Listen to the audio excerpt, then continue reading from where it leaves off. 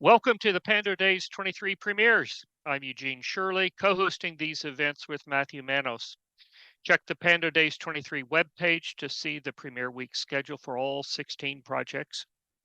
Earlier in the week, we heard from Art Center with the third of their projects in the Pando Days lineup about a visionary transportation plan for Long Beach in the year 2045. This morning, we're with California State University, Los Angeles, with a fascinating project they've developed that comes out of the marketing department. As a reminder, all 16 premiere events are recorded. These recordings, along with all project materials, will be posted on each team's respective webpage on the Pando website throughout the month. Recordings are then judged by a distinguished panel of specialists in the first quarter of the new year. Then on April 14, we gather key people from across the whole of LA County to honor some of the best of these initiatives and help move as many of them as possible forward. We call it the Pando Sustainability Awards. It will be held at Caltech. So let's start right in with Cal State LA. Our format is this: the team has 15 minutes for its presentation, followed by 15 minutes of Q&A from our panel of experts. The Cal State LA marketing team is led by Professor Mine Uchuk-Hughes, and this is their first Pando Day season. We're so excited to have you here. The project, helping the blind and visually impaired more fully experience the natural world and draw healing and therapeutic resources from it. The team applies data analysis and marketing strategies in its approach and is in collaboration with the Hearts for Sight Foundation. Mine, this sounds so incredible and important, but I need your help in understanding exactly how it all works. I'm so glad you're with us today. The next 15 minutes are yours. Thank you so much for this great introduction. We have a presentation that we pre-recorded, and if you can start this now, we can watch it together, and I'll be happy to join you again during Q&A. Good morning, everyone. Hello, everyone. My name is Mine Uchuk-Hughes. I'm an associate professor of marketing at Cal State LA. Today, we're going to be presenting our project titled Enhancing Ecotherapeutic Programs for the Visually Impaired Through Innovative Marketing Strategies. The project theme aligns with the Cal State LA's mission. Cal State LA transforms lives and fosters thriving communities across greater Los Angeles. It also aligns with the Los Angeles Countywide Sustainability Plan, Goal 1, which states resilient and healthy community environments where residents thrive in place. And finally, it goes under the United Nations Sustainability Development Goal, number 11, which is make cities and human settlements inclusive, safe, resilient, and sustainable. Our team consists of myself and my consumer behavior class, which consists of 30 students. Today, a group of those students are going to be presenting our project together with me. I will now be going over our community partner. Our community partner is a nonprofit organization called Heart for Sight Foundation. We connected through them through the Center of Engagement Service and the Public Good. We also partnered with an AI marketing research company called Ascribe, which provided an AI for us to help develop and analyze our data. Lastly, Pando Days tracks the impact across three broad yet interconnected areas: sustainability, impact, education impact, and community impact. Our organization's Heart for Sight is a nonprofit whose mission is to break down barriers to health fitness that restrict the blind and visually impaired so that they may pursue physical, mental, and emotional wellness. They offer therapeutic activities like bike rides, adapted yoga, and nature walks. The benefits from this program are health and wellness, nutrition, counseling, and adaptive fitness. So I will now be going over the project concept.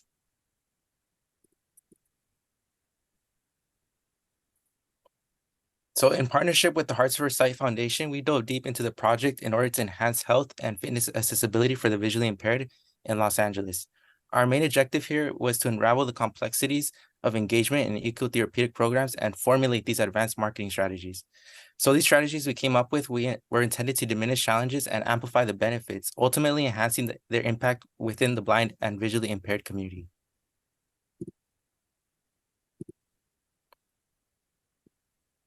So some of the project steps we did was step 1, collect data. Step 2, analyze data. Step 3, you create user personas. And lastly, we did recommend marketing strategies.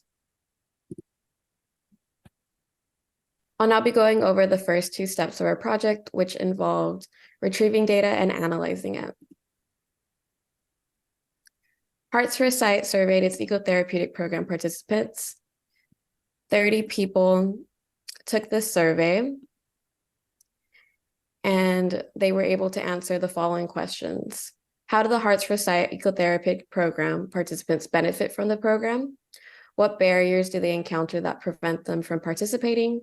And what motivates them to participate? The responses provided to us were uploaded to a software called Describe AI, an AI data analysis software. We use Describe's CX Inspector, which specifically processes and analyzes open-ended responses to highlight and visualize the main insights gained from those survey responses. From those insights, we were able to identify the program's benefits, motivators, and barriers.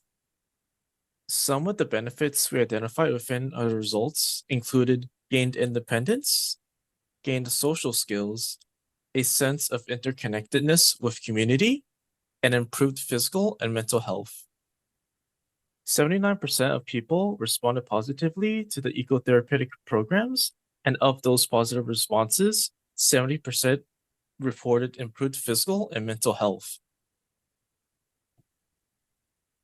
What motivates people to participate in Hearts for Sight activities?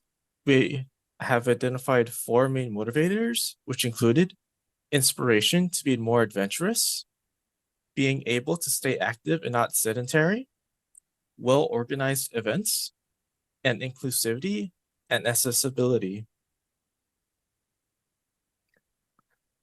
Though most people can join Hearts for Sight's activities, there are a few barriers the participants have noted in their responses. Some of these barriers include lack of reliable transportation, scheduling conflicts, for example, church on Sundays, and reliance on others. Desire for more varied events. Many VIPs love the events, but some wish there were more diverse outings and activities, as well as a need for more specialized volunteers. Regular volunteers are appreciated, but specialized ones are needed for certain activities like yoga.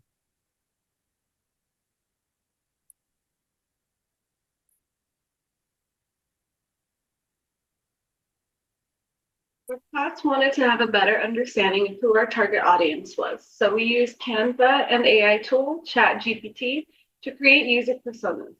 3 personas were created, and they described the motivators and barriers that each group faced. Our first persona is Carlos Morena. Carlos represents our senior visually impaired group. He is an active 67-year-old visually impaired man who lives with his wife. And Carlos enjoys being healthy and staying active with his grandchildren.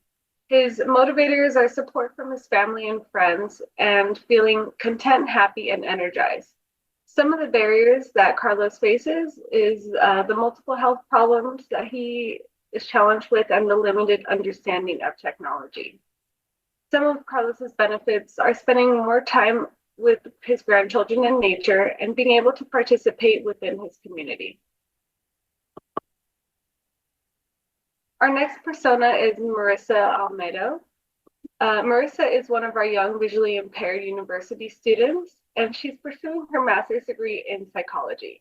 Marissa benefits from having a wide range of recreational activities that she can participate in, and by having support for her dreams and aspirations. Some of the motivators for Marissa's group is good physical health, mental health, and emotional harmony, as well as personal fulfillment. Some of the barriers that she faces are transportation challenges and a work-life balance. Some of her benefits include access to a variety of recreational activities and support in achieving her aspirations. Now, for our third persona, we focus on the representation of volunteers. Now, we didn't get any survey data for this, but we know for Hearts for Sight that they really wanted to put in more effort into getting more volunteers. Remy Marsh is a 35-year-old marketing professional who likes to volunteer for VIPs on the weekends. His personality is very ambitious, loyal, creative. He has benefits of getting workouts while helping VIPs in activities, meeting new people and networking. His motivators, gaining life experiences, making his family proud, and fulfillment with himself and life. The barriers that he faces is a busy day-to-day work life and lack of awareness of the Hearts for Sight programs. And now we're going to be talking about the marketing strategy and recommendations. So as a class, we came up with these marketing mix recommendations. A number of marketing strategies are recommended to help Hearts for Sight based on the user personas that we've created. But before we go any further, the marketing mix is a combined tools and methodologies used by marketers to achieve their marketing objectives. So now let's get into the marketing mix strategies. Starting with number one, transportation, which we know is one of the toughest barriers that Hearts for Sight faced. So we wanted to find innovative transportation solutions like partnerships with ride-sharing apps like Uber or Lyft. Number two is activities like sensory garden, multi-session events, family activities, online yoga, and exercise classes. And number three was through mobile apps, making connections and seek volunteers via mobile apps like the Nextdoor app. And if you're not familiar with the Nextdoor app, it's an app that allows for communities to come together and offer certain services for each other. Number four was volunteers, so seeking volunteers to organizations like the Sierra Club. And number five was social media, which is creating digital newsletters and send them electronically. And the last one that we have is podcasts, which is appearing in podcasts as guests and host new podcasts for VIPs. And we know the popularity in podcasts have increased. So Hearts for Sight and we find this to be a very beneficial marketing strategy. And finally, I'm going to be going over some of the impacts of the project. For starters, the students gained a real-life experience through working on this project with a community partner. They had the opportunity to apply theory to practice, improve teamwork and communication skills, and they also gained a perspective on the VIPs and ways they need help. The Cal State LA was able to fulfill its mission of serving the community. Our community partner, Hearts for Sight, benefited from area expertise in marketing, which helped them in grant writing and also supporting their outreach efforts. And finally, as a community, the positive impact on the visually impaired community and the creating public awareness for the VIPs. I would like to thank everyone for joining us today. We thank Pando Populous for giving us the opportunity to showcase our project and give us the platform to share it publicly. We hope that it will generate interest and the connections necessary to implement the recommended strategies. Okay, thank you so much for your presentation, Cal State LA. I love your application of marketing principles for the common good. Focused on an application all too easily overlooked, I'm sure.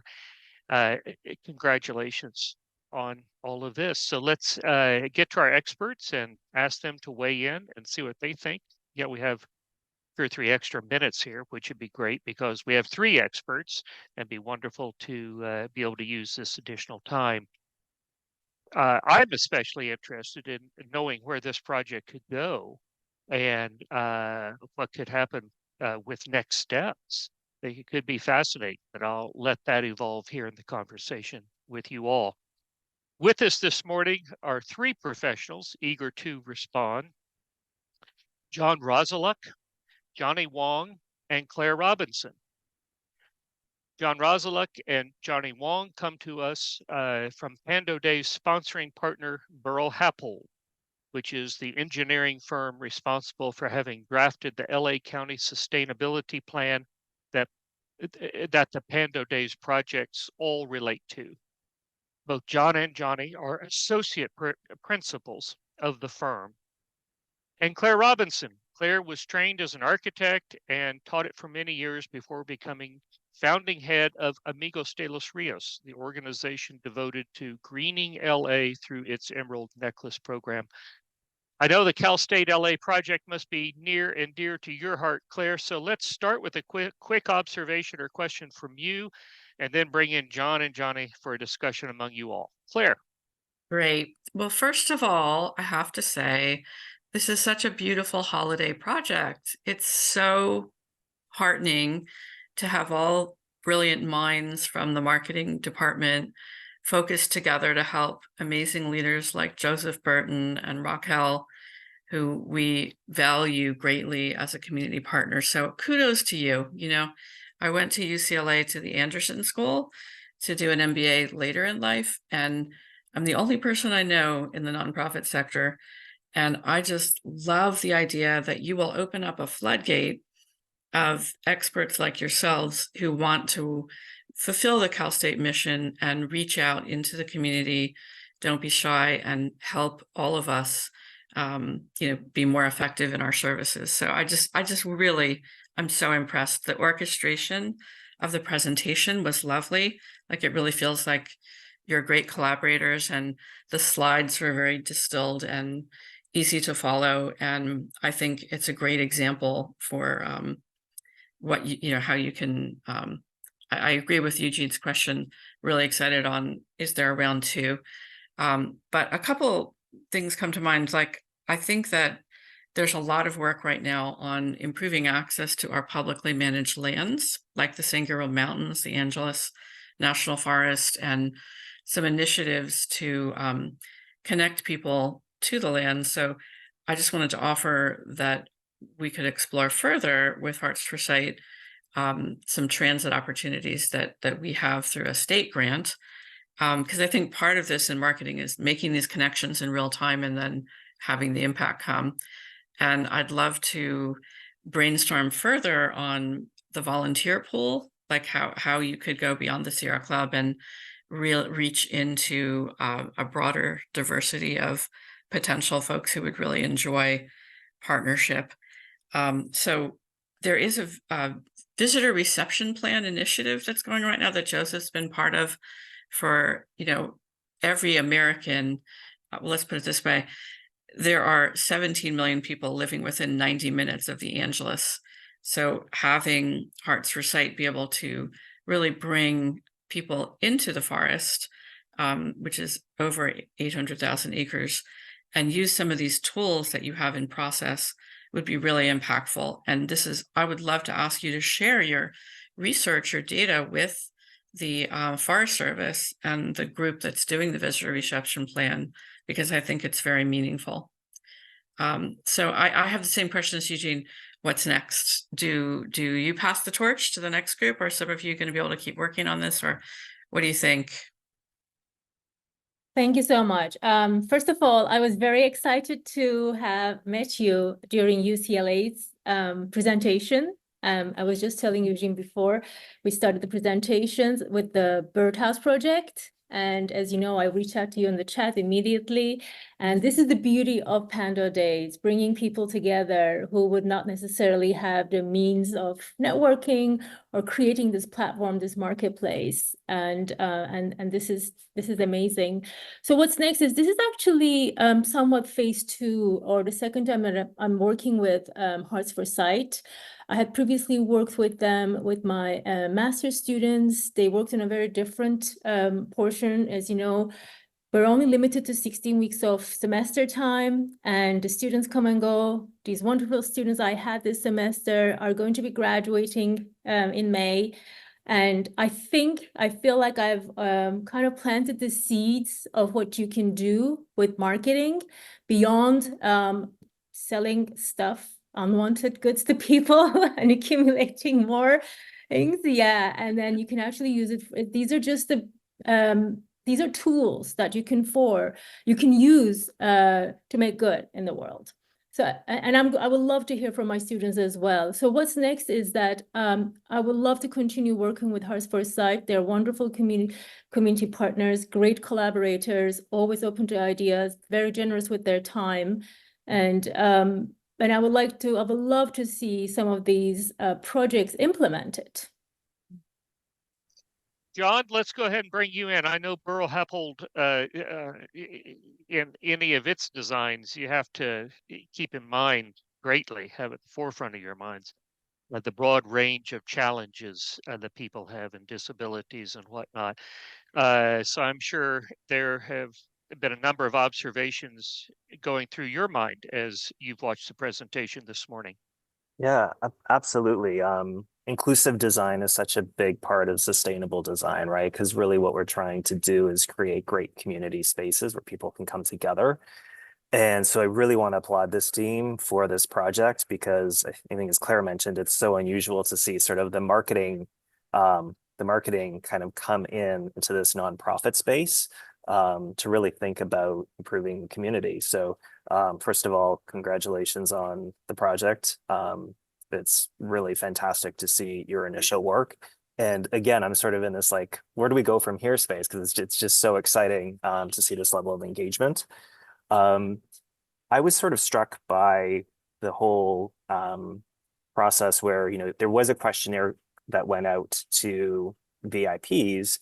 However, you know, your use of AI to sort of generate the volunteer experience, I thought was actually a really great use of, you know, technologies that we have right now.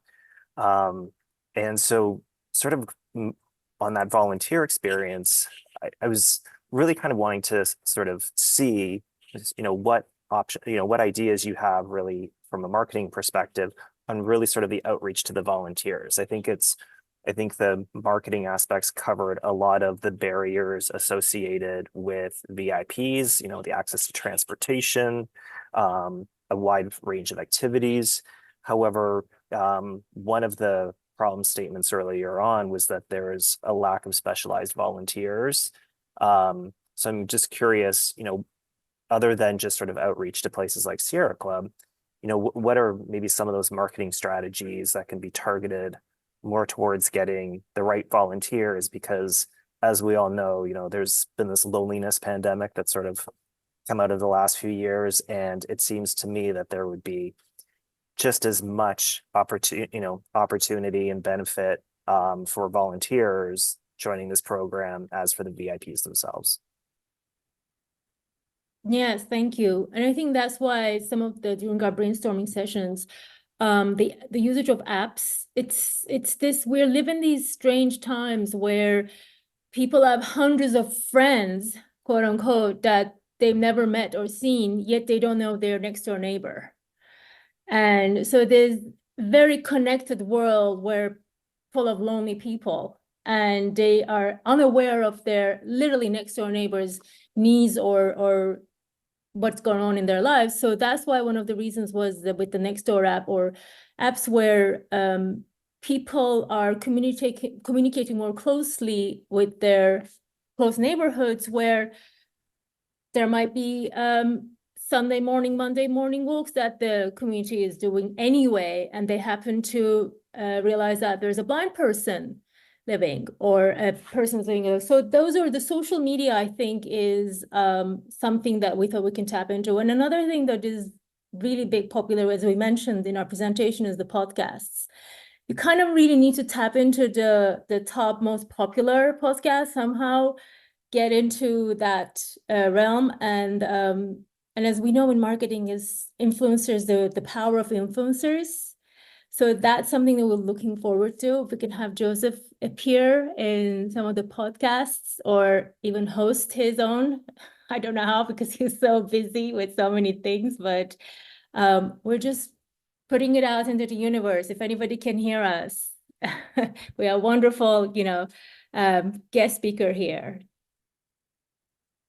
Johnny, I'm sure you must be eager to weigh in on this. What's been going through your mind as you've been listening this morning? I am. First of all, you guys did a great job on the presentation. I really loved it. Coming from my background, we actually recently worked on a project locally in California as well. It's keeping it short. It's just kind of a department that's kind of aimed towards assisting the blinds, the visually impaired, and it's just about helping them to feel included in the community. So this is a huge thing you guys are doing. The only, I have a question regarding kind of the volunteer that John mentioned as well. Like, I think, there's going to be varies of personalities and comfort levels from, all age groups. Like, is there going to be a certain way, like interviews for volunteers that kind of like maybe set up with, set up with each like participants that kind of make them feel more comfortable? Because I think like the Nextdoor app is great. I personally use it, and I feel like sometimes just being able to maybe go through some interviews, etc., to just get the person comfortable with the volunteer. I think that's going to be a big thing to get them comfortable. That way, it'll be kind of a continuous thing that it won't be like, oh, I did it once, but it's not as comfortable. But I think that would be something big. Yes, thank you. I actually would love Joseph to chime in a little bit as our collaborator on this. What are your thoughts? And finally, maybe we can have one of my students and have their perspective of the whole experience and working, because I know that some of them worked on a nonprofit organization for the first time, and for others, they worked with an actual project for the first time. Yeah, Professor, well, I wanted to just say thank you. It has been a treat working with you these past couple of years. Your students are wonderful, so intelligent, so insightful. And the projects that you've been working on have really helped us shape sort of our strategic planning with regards to engagement, but also more importantly, our grant funding to be able to support financially these activities that we offer for the community. But as you know, our volunteers are the backbone of our organization. Without them, a lot of our outdoor programs would not be possible. And so as our programs continue to expand, so does our need for quality volunteers that have a level of competency to work with the blind and visually impaired community, because they are unique needs that we as a community have. And so there's appropriate ways of interacting, there's appropriate ways of supporting, and it's important for us as an organization to educate our sighted volunteers to be better assistants or better help. So what we've been doing is creating training programs. I'm actually in the process of developing a series of videos along with some design mixed media to create a pretty robust training program so that we can have a stronger volunteer pool. Another effort that we're working on is just working with different communities to just, for example, A&TT Pioneers, the neighborhood of Griffith Park, just to cultivate a series of members, Lions Club members here in Pasadena, just working with them to see if they can sponsor or join us at any one given activity, just so that we can have more support for our volunteers, more support from volunteers for our visually impaired community members. But any other ideas that come from this conversation or even after this conversation here, we are certainly welcome, because again, without the volunteers, our VIPs would not really have much access to the great outdoors. So we really thank you for the support.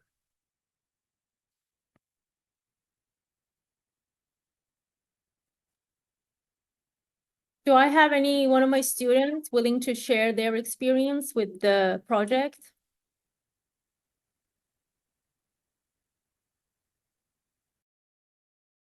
Don't forget to unmute yourself.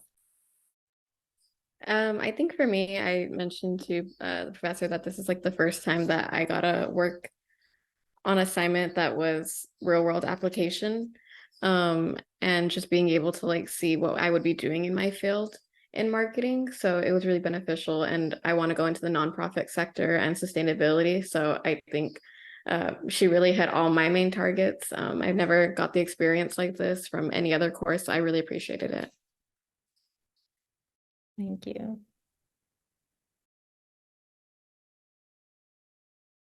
Wonderful observation. What about this idea, Minnie, of where this could go and what next steps could be? How do you envision that? Obviously, I got the marketing lens in my hand, like those tools. So for me, it's all about communication. It's all about spreading the word out. In our initial talks with Joseph, the idea was that eventually in 5, 10, 15 years' time, Hearts for Sight would be a nationwide, well-recognized organization. You know, every nonprofit starts somewhere, they start small. It takes a while sometimes to get bigger, but spread the word, find the connections. That's why I've been extremely grateful to Pando Days for creating this platform. And sometimes it just takes one person with the right resources, whether it's human resources, whether it's financial resources, to be able to invest and, you know, bring it to the next level. And it then just grows from there. So that's kind of, again, we're just at this, like, we planted the seeds, we're waiting for them to grow. Well, wonderful. Johnny, John, Claire, any last minute thoughts, questions, observations? I would just say that the pool of talent here, and Amanda, as you mentioned, being exposed to a real world project, it's so powerful, you know, to like, that's why you spend all the time and effort getting an education, is to have a great toolbox and to be able to give back to our, you know, society. And there's a lot of, I know Joseph, myself, there's so many great nonprofits in the LA Basin and beyond who would welcome you. A lot of us have internship programs, and anything I can do to keep supporting you working in using marketing for societal good and caring for others, I'd be glad to do. So thank you again. Thanks, everyone. That is a wonderful closing statement, Claire. Thank you for that. It's time to wrap up. Though I still have tons of questions I'd love to ask. I'm sure you all do, but it's been a wonderful time this morning. Thanks so much to the Cal State LA Pando Days team. I just absolutely love the work you're doing and knowing the lives you will improve as a direct result. At this point in the premier schedule, we've seen all 16 projects developed for the 2023 Pando Days season, and we've come to the end. Thanks so much once again to our respondents, John, Johnny, and Claire. Thank you to all the Pando Days colleges and universities that have dedicated full courses, studios, or labs to help LA County meet its sustainability goals. And special thanks to those who have worked so hard to make Pando Days possible, especially Lynn Goldfarb, Betsy Hunter, and Alexi Garakatsios, and Stephen Potter at the controls. Pando Days was conceived in collaboration with LA's Chief Sustainability Officer Task Force and is in partnership with the county's Chief Sustainability Office. Pando Days is made possible by the support of our sponsors and by generous contributions from individuals across the Southland and beyond. Thank you for joining with us. See you next on April 14 for the Pando Sustainability Awards at Caltech. Thank you again.